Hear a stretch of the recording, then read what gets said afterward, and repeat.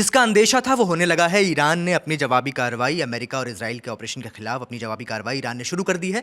ऐसा बताया जा रहा है कि जो मिडिल ईस्ट के देश हैं, करीब करीब 6 या 7 देशों पर ईरान के हमले रिपोर्ट किए गए हैं। यही आशंका थी कि जब भी अमेरिका और इजराइल ईरान पर हमला करेंगे तो ईरान मिडिल ईस्ट में मौजूद अमेरिका के जो मिलिट्री टारगेट्स हैं उन पर निशाना बनाएगा और ये एक बहुत आगे अगर ये चीज़ें चलती रहीं तो एक रीजनल वॉर में भी तब्दील हो सकती हैं। अभी तक क्या क्या रिपोर्ट किया गया है, हमारे साथी सचिन हमारे साथ मौजूद हैं, वो आपको बताएंगे। देखिए, जब ईरान पे हमला हुआ उसके बाद से ईरान ने एक काउंटर अटैक लॉन्च किया है और वो मिडिल ईस्ट में जो अमेरिका के बेस हैं, अलग अलग कंट्रीज़ में हैं, ये उनको निशाना बना रहा है। तो अब तक कम से कम 6 से 7 देश हैं जिनमें ईरान स्ट्राइक कर चुका है। इनमें हमारे पास एक लिस्ट है कि किन किन देशों में हमला हुआ है। कतर, कुवैत, यूएई, बहरीन, इन देशों में जो यूएस बेसेस है उनमें हमला हुआ है। इसके अलावा सऊदी अरब की राजधानी रियाद में भी धमाके की खबर है। बगदाद में भी स्ट्राइक्स में कुछ लोगों के मारे जाने की खबर है और जॉर्डन में भी कुछ मिसाइल इंटरसेप्ट की गई है। हालांकि ये क्लियर नहीं है कि हमला किस तरफ से हुआ, पर जॉर्डन में भी हमला हुआ है। तो अभी 6 से 7 देशों के नाम आ रहे हैं जहां हमले की खबर है। आप ये सोचेंगे कि इन देशों का ईरान से इन देशों की क्या दुश्मनी है, ईरान इन पर क्यों हमला कर रहा है? वो इसलिए कर रहा है क्योंकि इन देशों में अमेरिका की जो मिलिट्री है उसकी प्रेजेंस है। यहाँ से जब भी ईरान के ख़िलाफ़ वो ऑपरेशन करना चाहेंगे, अगर वो एक लंबी अवधि तक अगर ईरान के ख़िलाफ़ इस तरह का ऑपरेशन चलाएंगे, जैसा कि ट्रंप ने कहा है कि ये एक बड़ा मैसिव और ऑनगोइंग ऑपरेशन है, यानी कि ये चलता रहेगा तब तक जब तक वो तख्ता पलट नहीं हासिल कर लेते, जब तक वो ईरान के न्यूक्लियर प्रोग्राम को तबाह नहीं कर लेते, जब तक वो ईरान की फ़ौज को तबाह नहीं कर लेते। उन्होंने IRGC जो ईरान रेवोल्यूशनरी गार्ड्स कोर है उसको सरेंडर करने को कहा है कि अगर आप सरेंडर नहीं करते तो मौत पक्की है, अगर आप सरेंडर कर लेंगे तो आपको एक इम्यूनिटी मिलेगी, हम आपको बचा लेंगे, ऐसा ट्रंप का कहना है।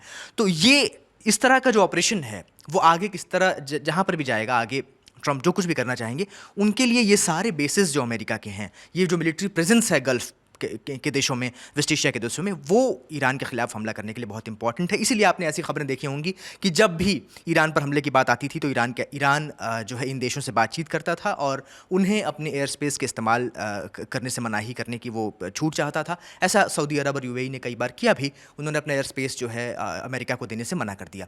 तो ये जो है आशंका हमेशा से बनी हुई थी। ईरान बार बार ये कह रहा था कि अगर अमेरिका और इजराइल हम पर हमला करते हैं तो हमारे पास ये अधिकार है, आत्मरक्षा का अधिकार है, और इस अधिकार का इस्तेमाल करते हुए हम इन बेसिस को, ये जो पूरा मिलिट्री प्रेजेंस है, हम उसको निशाना बना सकते हैं। ऐसा ईरान ने जून 2025 में भी किया था, जब अमेरिका और इजराइल ने उसके परमाणु ठिकानों पर बमबारी की थी। इजराइल ने तेहरान और बाकी कई अन्य शहरों पर बमबारी की थी, उसकी सैन्य लीडरशिप को खात्मा किया था। तब भी ईरान ने अमेरिकी हमले के जवाब में अल उदीद एयरबेस, जो कतर में अमेरिका का एयरबेस है, सबसे बड़ा एयरबेस बताया जाता है उस इलाके में, उस पर हमला किया था। हालांकि उसके बाद सीज फायर हो गया था। इस बार क्या होगा, इसको लेकर के कई सवाल हैं। आगे क्या होने वाला है, ईरान क्या करेगा, अमेरिका और इजराइल क्या करेंगे? ट्रंप ने अपने जो सारे मकसद हैं वो साफ तौर पर जाहिर कर दिए हैं।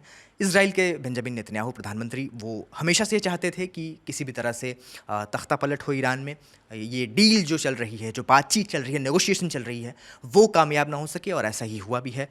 ऐसा अंदेशा है कि उनका ख्वाब जो है वो पूरा हो सकता है, ऐसा मुमकिन है कि तख्ता पलट हो जाए, जैसा कि ट्रंप कह रहे हैं। तो आगे क्या होगा इस पर हमारी नज़र बनी हुई है। देखते रहिए दी ललन टॉप। शुक्रिया।